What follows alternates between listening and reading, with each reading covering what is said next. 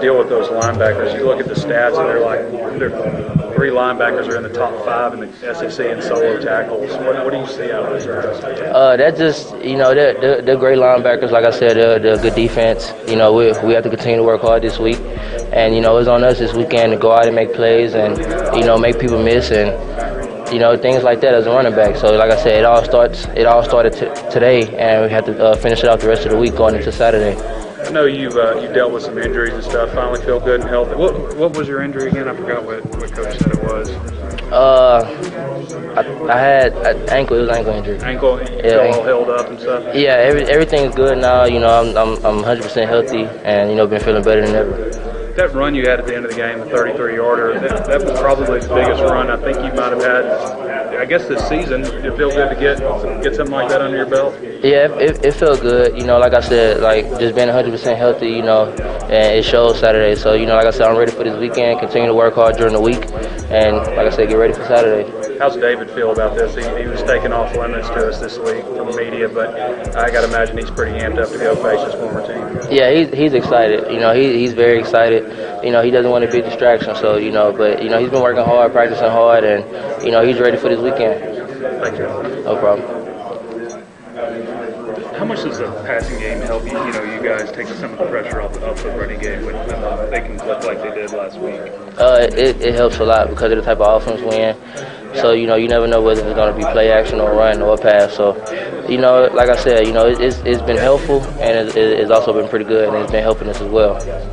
When you look at the South Carolina defense, what do you guys see on film that you're really excited to have a lot of success in the running game? Man, they're a good defense. They're fast, they're physical, they get to the ball. And, all we can do is continue to work hard this week and, just take one day at a time and get ready for Saturday.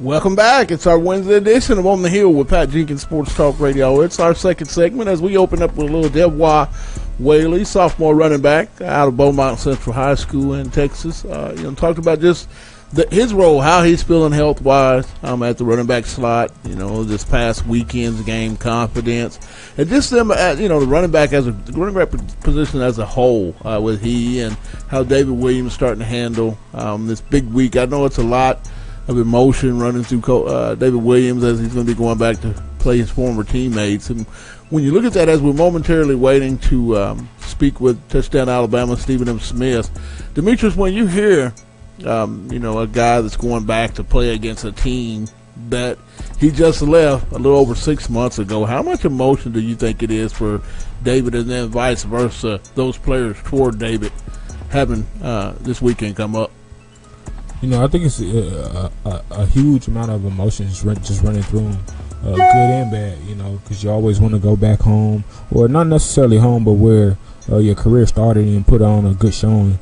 And not only that, just stay focused with your team, stay true, not try to be that Superman that, Brett's been talking about, getting out of character, just do what's asked of you.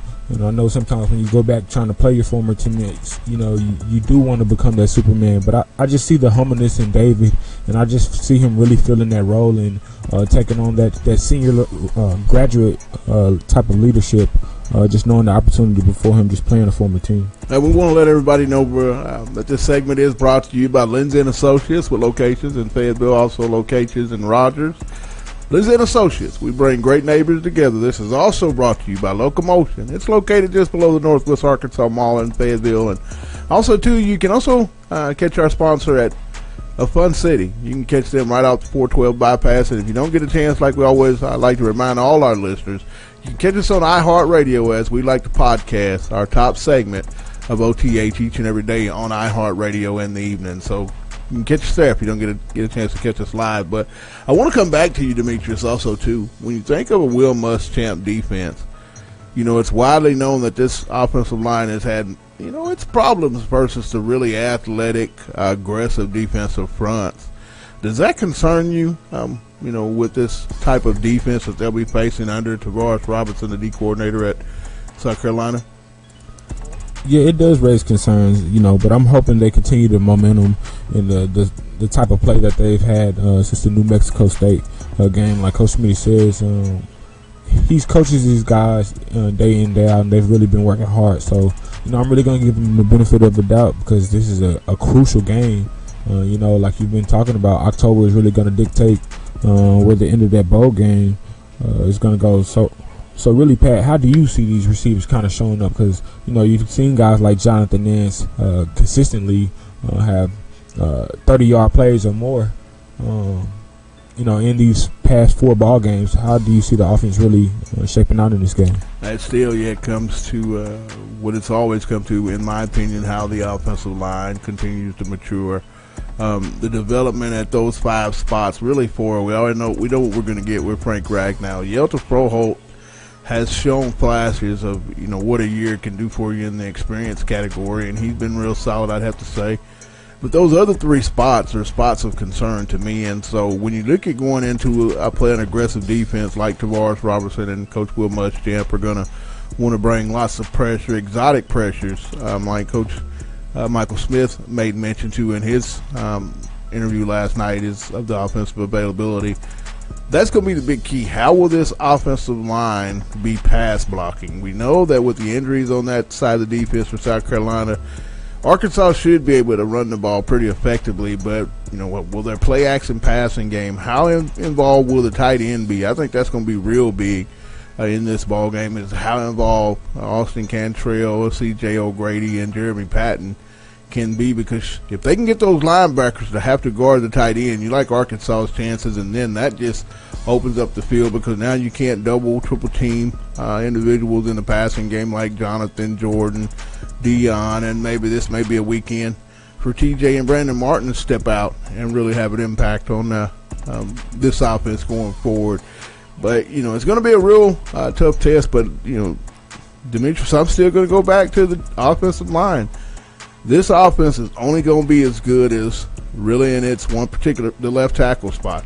That is the most concerning position, in my opinion, for this football team for the duration of this year and years to come is will the left tackle and the offensive line just as a whole improve from week to week. And what I mean by improving, the physicality of football. Now you look at the stat, Demetrius scored 9 touchdowns out of the last 10 trips inside the red zone. Pretty good, but now, as I've always said, the month of November, you're going to face some pretty stout defensive fronts in South Carolina, Alabama, Auburn, and Ole Miss. Multiple guys that you'll see play on Sundays and be high draft choices. So a lot's still, the jury's still out, in my opinion, on this Arkansas offense. I think they have a chance to be very productive, but like I said, until I see a little bit more from that offensive line, I'm always going to reserve a little bit of hesitation to give them that gold stamp. In your opinion, what's the one position, Demetrius, either defense, special teams, or offense, that you feel has to play up to a championship level for them to get their first conference win of the year?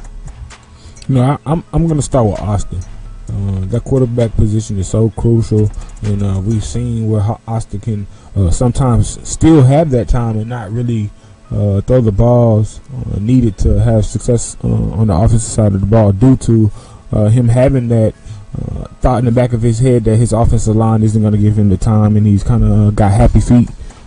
So I'm really just eager to see how he really plays against his second going against the SEC team to really gauge his transition and hopefully playing in the NFL, because now Austin's working on his resume towards going to the NFL. And I hope he gets the opportunity that his brother has, but he has to understand that these SEC games are really going to play a big portion of these guys really scouting and looking at him. So I'm really going to put a lot of pressure on him because he's Brett's guy. Brett's been running with him in just the Allen family in general at the quarterback position for his complete 5-year tenure here at Arkansas. So I'm really just eager to see how both these guys really balance each other with all this pressure really on these guys to really come out and win these games and make them eligible or on the road to being eligible to a bowl game. And we want to make a note and apologize. We're not going to be able to have Stephen M. Smith of Touchdown Alabama, as I got a message. He's having some family obligations that he has to attend to, and we'll have Stephen on. We'll shoot for tomorrow and get his take on the Alabama A&M game coming up in College Station this Saturday. But we want to take a real quick break. And once again, we apologize for not having Stephen in, but we do have something else to talk SEC style. It's LSU Florida, and we're going to break it down with Gator Breakdowns on David Waters. He's up next. It's On the Hill with Pat Jenkins. Back in a moment.